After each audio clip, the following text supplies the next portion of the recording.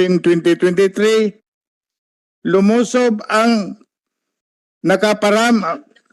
nakaparaming pulis, army at mga empleyado daw ng PDRR at medical team na galing sa probinsya.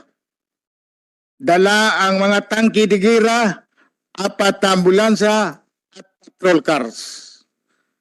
Para sa pilitin ako, tanggalin ako walang pinakitang orders.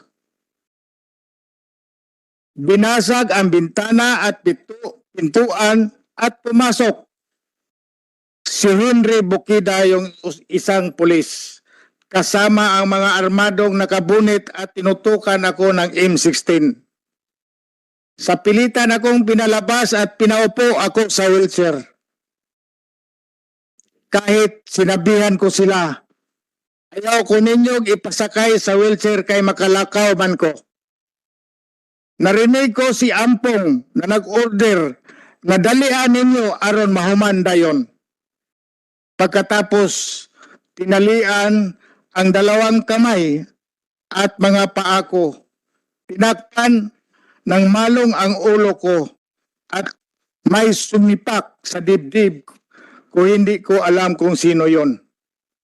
Mr. Chair, dati po kayong PNP chief. Tama po ba ang ginawa nila sa akin?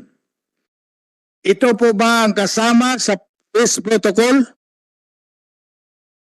Ang pagtakip sa aking ulo, pagtutok ng baril, pagtali ng aking kamay, at muntik kong ininjeksyonan kung hindi napigilan ni Carmelita at ni Momoy. Ako po ay elected mayor ng Bonifacio.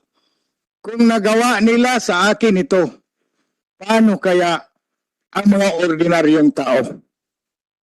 Taos puso akong nagpasalamat sa inyo, Mr. Chair, kasama pa ang ibang senador at lahat ng staff ng committee sa pagkataon na ibinigay ninyo sa akin. Sana magdulot ito ng leksyon sa ating lahat. At ako po ay humingi ng hustisya na managot ang dapat managot. Sana sa pamagitan ng committee hearing na ito, mamindahan na ang quasi-judicial functions na ginamit, inabuso ng probinsya namin. Your Honor, please, maawa po kayo sa probinsya namin. Patay na ang demokrasya at justisya sa Misamis Occidental. Karamihan sa national agency at ay nakatanggap ng allowances galing sa provincial government.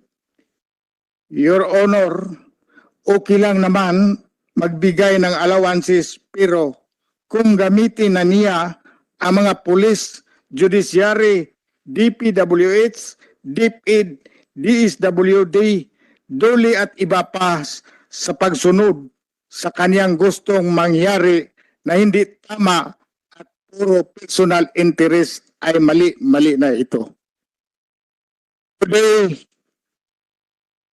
I stand for the many of Misamis who cannot speak even for their basic rights, the excessive and abusive exercise of power by Governor Henry Waminal leaves the many ordinary people of Misamis Occidental in fear and with no choice but to call the help of the Ombudsman, POA, President Bongbong Marcos, the Committee on Public Orders, and the Senate of the Philippines. Maraming salamat po.